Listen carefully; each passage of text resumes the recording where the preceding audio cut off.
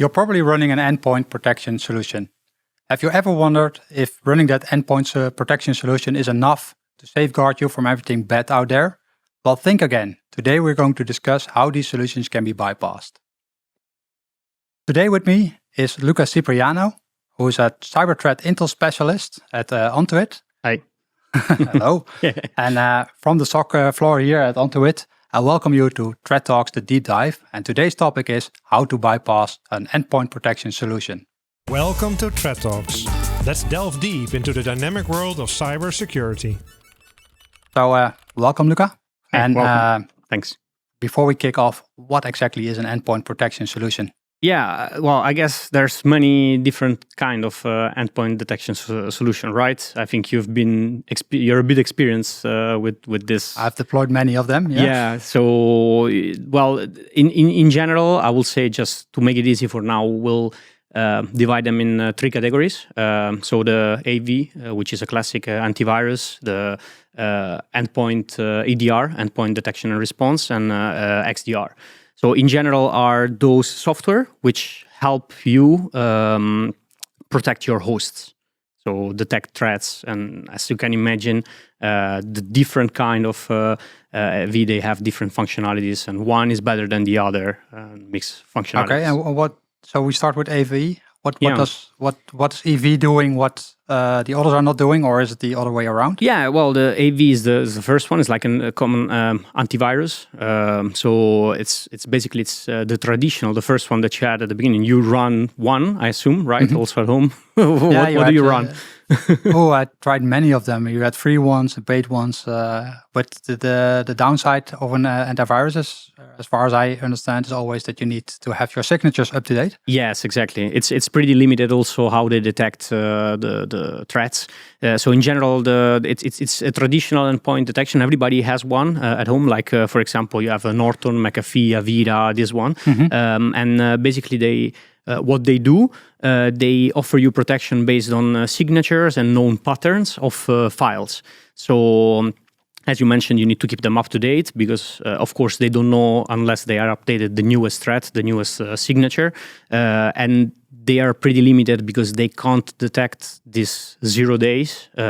So they protect you only from known bad. So you can't have protection about unknown bad. They can't protection on, for example, against in-memory fileless attack because they don't scan the memory, and they rely on type of analysis, which is a static analysis. So basically, they analyze the file, looking for like basically known pattern or signature hashes of the file, and they might have, some of them have like a heuristic kind of analysis. Which basically it's just an analysis that matches on predefined rules. So I don't know, for people that are familiar, for example, Yara rules are a set of rules that can be defined to detect malicious files when they match on certain criteria or on more than one certain criteria. So as you can imagine, they're a bit pretty much limited. I assume that you update your antivirus. Yeah, automatic updates. Otherwise, I will forget about it. Yeah, indeed, I have the same. So this is a bit like the limitation about antiviruses. After then, we have a step up. We have the endpoint detection and response, which they have the same functionalities of the antivirus, so they can do the same kind of analysis, but they also they have extra functionalities. They can detect, for example, post-infection behaviors. So they include a behavioral analysis. So they can they can detect patterns of behaviors, but they also have different analysis, such as dynamic analysis. So they can run the malicious files on sandboxes, and they can examine what the file does when at runtime. So if it changes registry keys, if it copies itself somewhere, if it's trying to, I don't know, connect to something weird, or they show some weird behavior.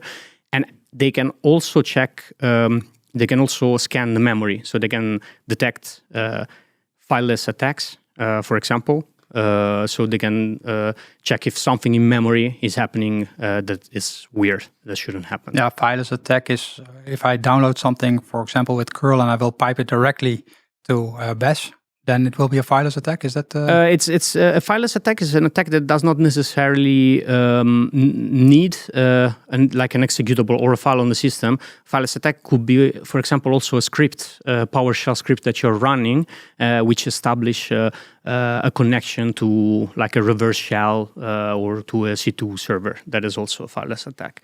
Okay. But something that can't be scanned because there is no malicious file on the host.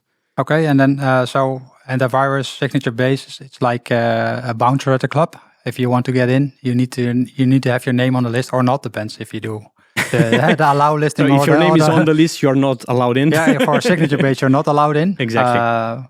So then that's the antivirus comparison. Yes. And then for EDR is I'm in the club, I'm misbehaving, so my behavior is being analyzed, and then they decided to throw me out if it's a bad behavior. Yes, indeed. Okay. And as you can imagine, this is something that does not happen itself. So you have also an extra requirement, which will be to have skill engineers that they are able to analyze the alerts that you get and determine if those are false positive or true or true positives, and try to understand and actually understand what is happening. So you need somebody that is behind the cameras, like at the club, that understand if you're drunk and you're making a mess or just weird dancing. Or just weird dancing, exactly. Okay, you also mentioned XDR. Well, XDR are similar to EDR. They're a bit like a step up. I think you're familiar with one at least. Of those, right? I am. They add, so you can have data lakes where you can, store more logs, and they are able also to do hybrid analysis. So they can, they have all the functionalities from EDR and AVs, but they can also, at this point, add the extra logs that you have and put in relation behaviors of files with network traffic that you're ingesting or other logs that you will ingest. Okay, but that will generate more alerts probably based on behavioral in most cases. So you also need experts that can analyze these alerts. And you need to have experts that can also set it up in the correct way. So, for example, you need to have a good rule base, because as you can imagine, there's a lot of noise maybe. You need to really know what is legitimate in your network, what is not. So you need to tailor it down to your environment. Yes, exactly. Okay. So it is a bit more like work intensive, especially from the setup, and then make sense of what the alert comes in and what it does. So. Okay. So is it fair to state that you should run an EDR nowadays instead of an antivirus? Yes, definitely. I don't have it at home. But for a company, yes, indeed. That's still an enterprise thing, as far as I know. Yes, it is. Like, it's not something that you're gonna run at home. Do you run one at home? I don't think so. On my work laptop at home, but not. On your private laptop. No, not on my private laptop. But yes, for sure. And if you don't have this, experienced people, of course, you can always rely on a SOC, on a managed service that will help you. Yeah, maybe that's the reason. You need experienced people. So yes. Not everyone has that at home. Exactly. So, I guess you pretty much have an idea of why we should run an EDR by now, right? Nowadays you have a lot of malware that you can just simply download and edit to do your own, add your own magic to it or your own title, etc. So malware as a service, those kind of things. Mm-hmm. If hashes changes, then you have a chance to bypass a simple antivirus solution. That's quite easy. The hash is different, so you want to look to behavior. Mm-hmm. So that's I always will propose to run at least an EDR solution. Yeah, of course. And they also include other capabilities, so that don't only protect, but they allow you also, for example, to boost up your incident response, because you have agents on all the hosts. And if something happens that your company gets compromised, for example, instead of having to, I don't know, install an agent after compromise, you already have it running. You have a localized place for all the logs, and it helps the incident response. You can, do threat hunting with that. You can isolate endpoints, for example. Hopefully, all features you hope you never have to use. Yeah, but once you need them, that's nice to have. Yeah. Since we are talking about EDR solutions, for endpoint protection solution, how to bypass them, what are ways to bypass these solutions? Yeah, so as you can imagine, just running them is not like it does not mean that you're safe, of course, because there are ways to bypass these solutions. There are more like probably, I will call them maybe wrongly, but indirect ways. So, for example, if you, like attackers can use leaving off the lens, so the binaries that are already on the host, which normally they can be used for benign, like for example PowerShell. If you run scripts or this kind of things, it is a tool that is already on the host, but an attacker can use it to do malicious, run malicious script and this kind of things. But also, for example, if an attacker compromise a supply chain of a software. And now, as we have seen with SolarWinds, for example, a new update comes that does something malicious. Imagine you, for example, you are in a company and then suddenly something weird is happening from a software that you know that is benign, and you can't work anymore because it gets blocked. What would you do? What is the first thing that you would do? It's good to mention here that if you have processes, sometimes you need to allow certain processes that they are allowed to run. And you're hinting at this process is now being updated with some malicious code inside it. Yes. It gives a warning, but since it was always a valid or benign process, you're tempted to click on, hey, this is okay, just go on. Or ask somebody to create an exclusion because, it's blocking something that is legitimate, but you don't know that the supply chain has been compromised and you have malicious code in it. And that is an indirect way to bypass EDR solution when you create, like, for example, exclusions as well because of that. But aside from that, you have also ways to silence the EDR. So if you have an EDR solution, the EDR solution needs to communicate to a point on internet to generate alerts that then your engineer will receive. So it needs outbound communications, and there are methods. Yeah, to a central management platform. Exactly. And there are methods. For example, there are also open source tools. One is called EDR Silencer, which will allow, which will basically block this kind of communication. So this specific tool, for example, use the window filtering platform API, which is an API that operates at a kernel level, and it can filter outbound and inbound connection based on processes as well. So if you have a list of processes that EDR is using, you can filter the outbound traffic. So what happens? Kind of the Windows firewall. It's similar, basically. Okay. So indeed. So what is going to happen is that your malicious file is still going to be blocked because it's detected, but then nobody will be alerted because the EDR has been silenced. As an attacker, you can make a lot of noise, but nobody will be alerted that you're generating that noise. Yeah, they don't get alerts. So this one also is a more direct way of bypassing the EDR. EDRs have 0 days as well, right? You probably remember recently the 0 day, was it last year, I guess? Yeah, last year we have several 0 days in endpoint protection solutions. Yeah, we were busy with one, and it's basic. What it did, it exposed clear text admin credentials in the TSF, in the support file. So you could install and uninstall or block. Once you have the admin password for the tooling itself, then you can disable it or install it. Yes, indeed. That gives you that's all the powers. They can have 0 days as well. That's another way to bypass EDRs. Like recently, also, what happened to us is like a company had a pen test, and the pen tester was able to bypass just a specific module of the EDR which detects ransomware.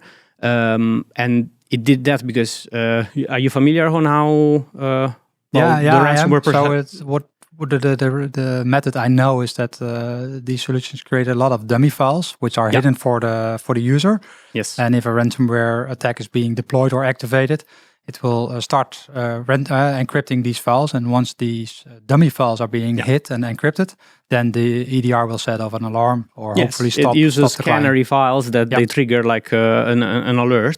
But this pen tester, he ran it on the lab, and he was able to determine the names or the pattern of those names and where they were stored of those files. So you then need to just write your encryptor or your ransomware, which does not exclusion for the dummy files. Yes. Sometimes it also, like if too many files at the same time in batch are modified, you get alerts. But then he used like a sleep, so it just was doing a few per time, and so you can bypass this kind of modules. There are ways. Okay. So we know now that there are several ways to bypass it or to make the solution ineffective. What exactly did you do? Because you came to me saying, I bypassed this EDR solution. So I'm still learning because it's something that really interests me. It's something that fascinates me, and I'm trying to learn a bit more in that direction.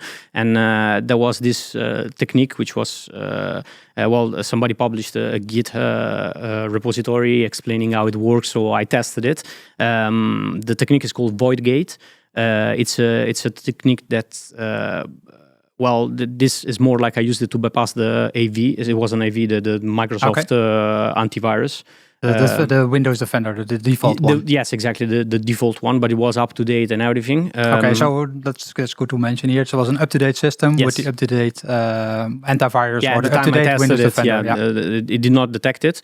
So what this technique does, so you create your reverse shell, so your payload, and then you need to first XOR the file. So you change a bit the bits of the file, and then you add it to the executable that will run that will start the reverse shell. So when you start this executable, what it does, it allocates part of the memory, which execute and read write permissions on that part of the memory, and it stores the instructions encrypted. So when you start the executable, it also spawns something that is called VEH, which is used as a debugger, and it's used to handle exception. So in short and in simple, what this technique does, it gets in memory, the assembly instructions of the file encrypted. So then it will run only one specific assembly instruction, which gets decrypted, it gets run, then it gets encrypted and put back in memory, and it gets the other one. So there are flags that create exception, and the debugger knows how to handle the exception. So in memory, it's always encrypted, and the system does not really know what is... you cannot simply scan the memory for something because that's it's encrypted in memory. And since you're only executing one assembly command at a time, yes, it's very small, you don't see the whole pattern, so you cannot do a detection on it. Yes, we were talking now about an AV feature, so there was not in-memory scanning, but it didn't detect what was happening anyway. Of course, there are also tools like Shelter. It's a tool that it's used to Trojanize legitimate files, and you could combine these techniques to maybe add your reverse shell, which had these techniques to a benign file, for example, notepad.exe, and then you start notepad.exe, which then will run this file. So you can merge and stitch together all this kind of different techniques. Yeah, that might bring us to the next question. Since you need probably to use multiple techniques for a successful attack, is it something anyone can do? Because you said, I simply found it on GitHub. Yes. So it's like a little bit the cat and mouse game at the beginning, because when something new comes out, it's new. But then as soon as it's public, as you can imagine, like these teams that run the EDR solution, they also have access to the GitHub. So people start to create rules for detections or this kind of thing. So every time something new comes up, it's most likely going to be detected. But then you can, if you're good and you know different techniques that you can mix, and like obfuscation or changing how the program works and it's built, then you might still be able to use them and slip through the EDR. So it's fair to say that probably what you have done will be patched, or maybe is already patched, at least in the future will be patched then? Yes, but still there are ways that you can maybe use the same technique in a different way, with code in a different way, like with different methods that it might still work. Okay. Anyway. And this will be a cat and mouse game, but are there things that we can do to make it more difficult besides keeping our system up to date? Yeah, sure. So first of all, I think we need to understand that we don't need to think, okay, we have this defense in place, so we're safe. Of course, now we're talking of a single attack, but normally when an attacker is running a campaign or is trying to get into your network, it's always a chain of events. And as long as you are able to block the attack at one point of the chain, then the attack it can't continue. So that's why it's really important to use cyber threat intelligence, for example, to know what pattern we should block, or having your team skilled, invest in. I would say the certification, but more like study, so they know what they're dealing with. And of course, a lot is also about how you design your network and how you harden your endpoint. Like, for example, you could restrict the use of leaving off the LANs. Yeah, so block PowerShell for non-administrator users. And yeah, I mean, I would say you unless you really need that, you know that you're going to run scripts, just block the possibility to run script on PowerShell.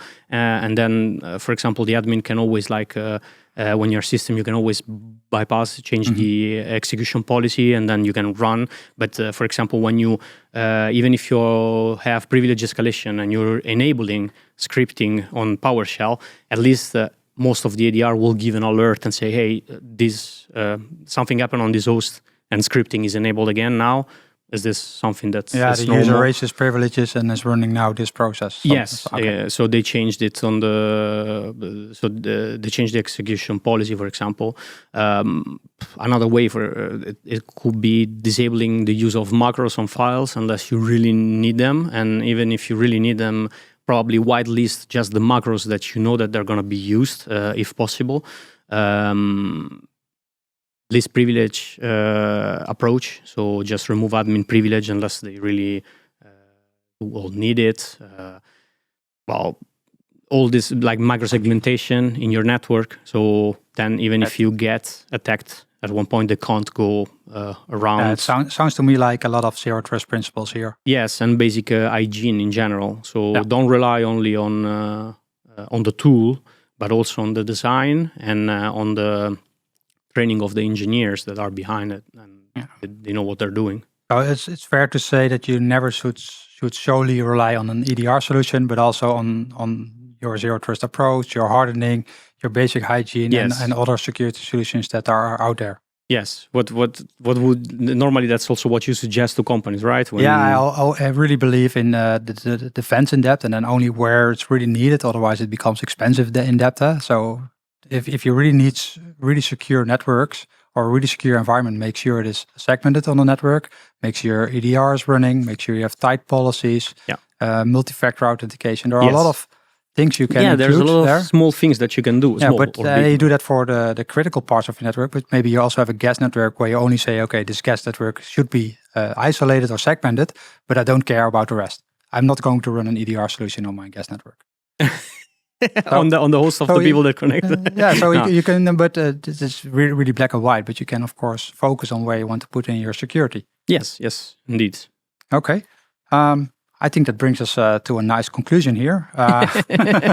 Yes. So EDRs are still powerful, so even that you find ways to bypass it, it's not that easy. No. People should have knowledge and put time and effort in it. And it's, like you said, it will be a cat and mouse game, so always make sure that you're up to date. But it's still a very, very powerful and good security solution. Yes. Keep in mind that these EDR solutions can be bypassed. Not solely rely on it. Take other measures, and with that, you should be safe. Yes. So I think thank you for this insight, Luca. Thanks. And thank you, audience. Hope you like what you just saw or heard. If you like what you saw and heard, then just please like and subscribe. That will help us to spread the word further. And you can also find more information on this topic on threatdesktalks.com. And hope to see you next time. Thank you for listening to Threat Talks, a podcast by Onto It Cybersecurity and AMS-IX. Did you like what you heard? Do you want to learn more? Follow Threat Talks to stay up to date on the topic of cybersecurity.